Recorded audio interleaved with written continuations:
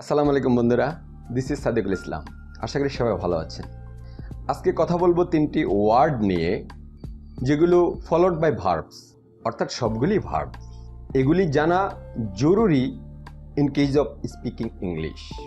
আপনি যখন ইংরেজিতে কথা বলবেন, স্পিকিং ইংলিশ যেখানে প্রযোজ্য, সেখানে এই তিনটি ওয়ার্ডসের ইউজ সম্পর্কে যদি ভালো ধারণা থাকে তাহলে আপনি ভালোভাবে স্পিকিং ইংলিশ করতে পারবেন। তিনটি ওয়ার্ডস কি নিশ্চয়ই আপনারা এখানে দেখতে পাচ্ছেন, to, suppose to, ought to. প্রথমে কিন্তু বলেছি these are followed by verbs, অর্থাৎ এগুলো কাজ বোঝায়। First of all have to. Have to সম্পর্কে প্রথমেই বলি, এটা ওখানে আপনাকে ইউজ করতে হবে যেখানে কাজটি মাস্ট ডু, অবশ্যই করতে হবে, এবং situation is that there is no alternative, there is no choice, there is no other way.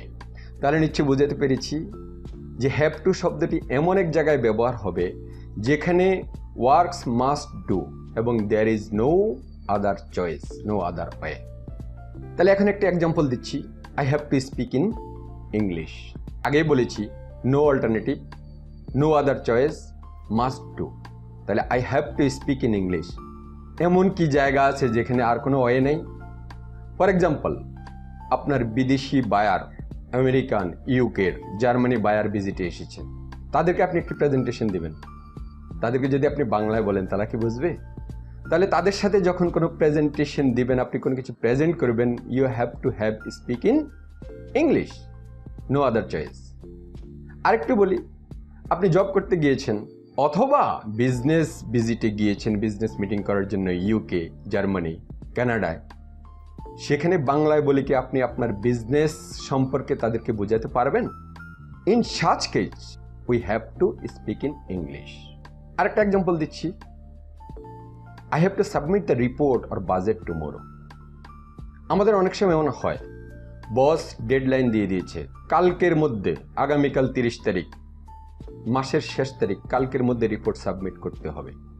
এটাও must do, no other way. যদি না করেন তাহলে বস ফেড আপ হয়ে যাবে, চাকরিও চলে যেতে পারে। এরকম risky. I have two submit the budget tomorrow. অনেক সময় আমরা মান্থলি বাজেট করে থাকি, ইয়ারলি বাজেট করে থাকি। আমি সাপ্লাই চেইন ম্যানেজমেন্ট প্রফেশনালসদের কথা বলছি। দেখা যাচ্ছে যে আগামীকাল যদি আমি বাজেট সাবমিট করতে না পারি তাহলে কি হবে? এমডি স্যার বিদেশে চলে যাবে, তাহলে আর সাইন হবে না, আনসার্টেনিটি হয়ে যাবে। এরপরে কেন এটা করা হলো না, কেন সময় মতো করলেন না, ইত্যাদি ইত্যাদি। অর্থাৎ আমি বোঝাতে চেষ্টা করছি যে আমরা যে দৈনন্দিন নানান কাজ করি, এর মধ্যে কিছু কাজ আছে আমাদের না করে উপায় নেই। এমন ক্ষেত্রে we will use have to. I have to pay my admission fees by tomorrow. কারণ কি? আগামীকালকে লাস্ট ডে।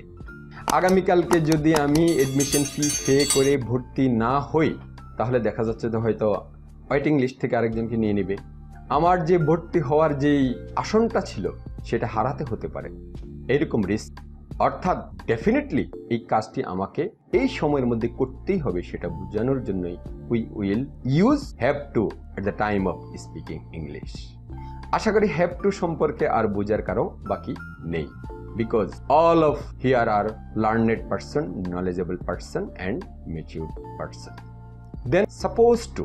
সাপোজ টু আমরা কোথায় ব্যবহার করব? সাপোজ টু আমরা এমন জায়গায় ব্যবহার করব where there are some obligations and rules that need to follow. No other choice, not possible to break the norms. অর্থাৎ আপনি ইচ্ছা করলেই একটার পরিবর্তে আরেকটা কিছু করতে পারবেন না, ইচ্ছা করলে আপনি করলাম, না হলে করলাম না, এইরকম কোনো কিছু করা যাবে না। অর্থাৎ যেটা আপনার ইচ্ছার উপর নির্ভরশীল না, আপনি নিয়ম ভঙ্গ করলে সেখানে রেস্ট্রিকশন আছে, সেখানে রুলস ফলো করতে হবে। এমন জায়গায় আমরা সাপোজ টু ব্যবহার করব। I am suppose to speak in English. যে কথাটা একটু আগে বলছিলাম, আপনি ফরেনারদের সাথে, ব্রিটিশদের সাথে, আমেরিকান, ইউকে লোকদের সাথে মিটিং করছেন, অথবা এমন একটা সেমিনারে গেলেন যেখানে পার্টিসিপেন্টরা বাংলা বোঝে না, বাঙালি না, বিদেশি লোক, আমি এরকম পেয়েছি। বাট সেখানে you suppose to speak in English. আর যেটা বললাম, বিদেশে আপনি বিজনেস ট্যুরে গিয়েছেন, আপনার বিজনেস এক্সপান্ড করার জন্য কাস্টমার কন্ট্যাক্টে গিয়েছেন, সেখানে you suppose to speak in English. কারণ সেখানে ফরেনারদের সামনে আপনি যদি ইংরেজি বলতে না পারেন, বাংলায় বলেন, তাহলে সেটা নর্মস রক্ষা হবে না, সেটা নিয়ম রক্ষা হবে না, আর তারা কিছু বুঝবেও না, আপনার ফলো হবে না। দেন we are supposed to submit the sample by tomorrow, otherwise possibility to lose the orders. আমরা যারা আরএমজিতে চাকরি করি তারা কিন্তু বাইং হাউসে বা কাস্টমার এন্ডে স্যাম্পল সাবমিট করতে হয়, এবং এই স্যাম্পল সাবমিটের কিছু নিয়ম কানুন থাকে, কিছু ডেডলাইন থাকে। ওই সময়ের মধ্যে যদি স্যাম্পল সাবমিট করা না যায় বা করা না হয়, তাহলে কিন্তু কাঙ্ক্ষিত অর্ডারটি ছুটে যেতে পারে, কোম্পানির লস হয়ে যেতে পারে। এই কারণে যখন দেখা যাচ্ছে যে আমাদের সিনিয়র লেভেল যখন একটা ডেডলাইন দিয়ে দেয় যে you suppose to submit the samples by tomorrow or day after tomorrow, তখন আমাদেরকে এটা ফলো করতে হয়। অর্থাৎ এটা একটা নিয়মের মধ্যে তখন পড়ে যায় যে আমি কথা বলেছি বা কমিটমেন্ট দিয়েছি আগামী 3 দিনের মধ্যে স্যাম্পল সাবমিট করব। যদি 3 দিনের মধ্যে না করি তাহলে সেটা নিয়ম বহির্ভূত হয়ে যাবে, রুলস ভায়োলেশন হবে এবং কাস্টমার এন্ড থেকে অব্লিগেশন আসবে। You already failed to submit the samples as per your committed date. সেই ধরনের ক্ষেত্রে আমরা supposed to ব্যবহার করব।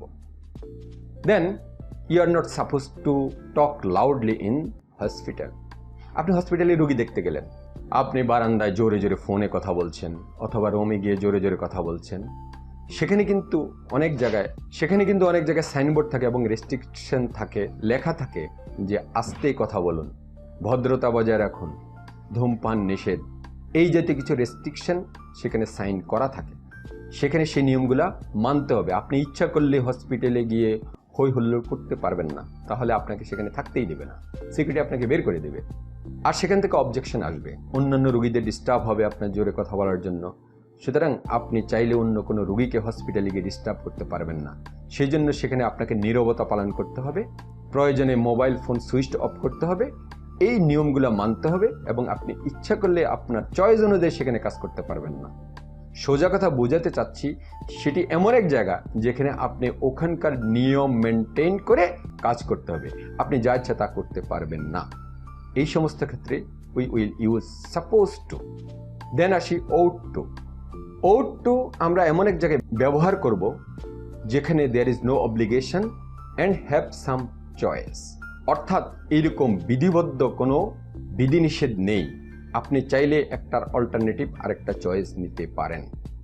অর্থাৎ this is not so strong the word must, এখানে কিছু ফ্লেক্সিবিলিটি আছে, আপনি চাইলে একটু এদিক সেদিক করতে পারবেন। হ্যাভ টু যেখানে ইউজ করব that must do, no other choice. আর সাপোজ টু যেখানে ইউজ করব there are some obligations and rules that need to maintain. আর ought to যেখানে ব্যবহার করব সেখানে এরকম কোনো অব্লিগেশনস নেই, কাজ করতে হবে, but there are some choice, there are some alternate ways. অর্থাৎ ought to is not as strong as have to and suppose to. আশা করি বুঝতে পেরেছি। তাহলে এটা কি কিরকম হবে? It's like an suggestion and advice. আমরা যখন কাউকে কোনো সাজেশন দিই অথবা কোনো কিছু অ্যাডভাইস করি তখন কিন্তু খুব হার্ডলি বা স্ট্রংলি ডিরেকশন দেই না, সেখানে একটু ফ্লেক্সিবিলিটি থাকে, একটু রিকোয়েস্ট থাকে। তাহলে বুঝতে পারলাম ought to ইউজ করব এমন একটা সিচুয়েশনে where there is no obligations and have willingness and alternative choice. I ought to speak in English. আপনি এমন একটা সেমিনারে গেলেন, যেমন আমরা যখন বিভিন্ন জায়গায় ক্লাস নিই অথবা সেমিনারে যাই, দেখা যাচ্ছে পার্টিসিপেন্ট যারা তাদেরকে যখন কোশ্চেন করতে বলা হয় অনেকে ইংরেজি জানে না, হেজিটেশন ভোগ করে, তখন আমরা বলি you can speak or Bengali or your local language. অর্থাৎ সেখানে ফ্লেক্সিবিলিটি দেওয়া হয় যে আপনি চাইলে আপনার নিজের ভাষায় বলতে পারেন, মাতৃভাষায় বলতে পারেন অথবা ইংলিশ বলতে পারেন।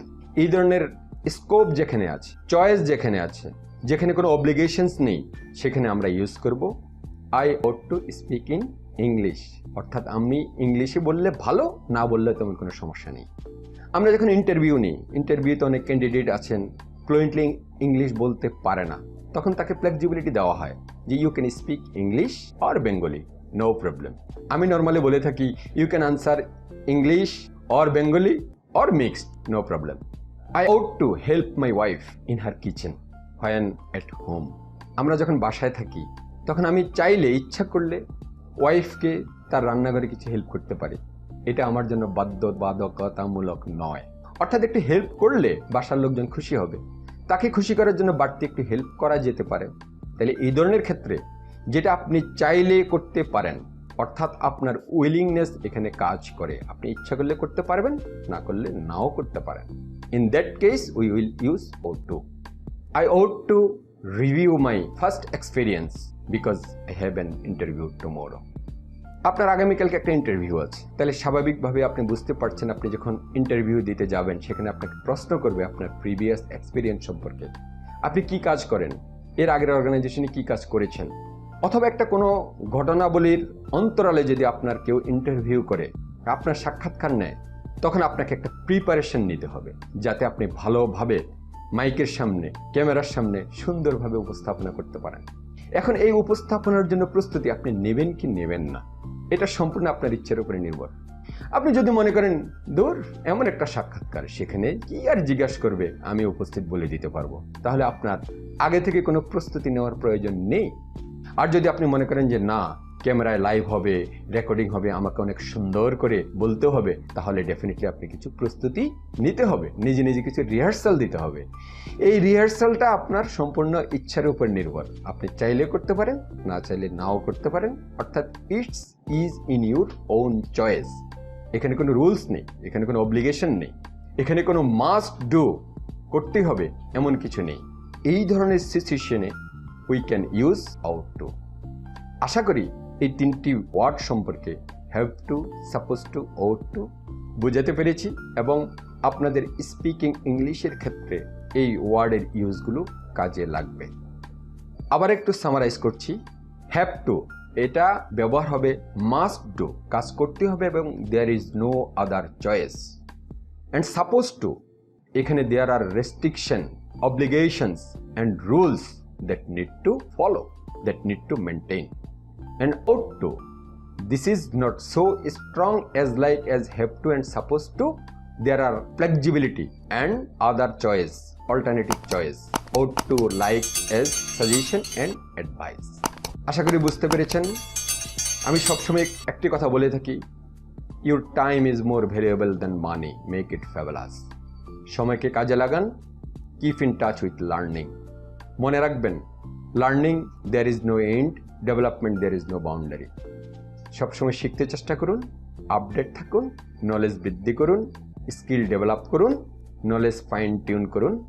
যদি কারো কোনো প্রশ্ন থাকে, প্রশ্ন রাখুন আপনার কমেন্টস বক্সে, উত্তর দেওয়ার চেষ্টা করব ইনশাআল্লাহ।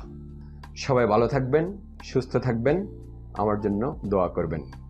I hope all of your best career, healthier, happier and comfortable life.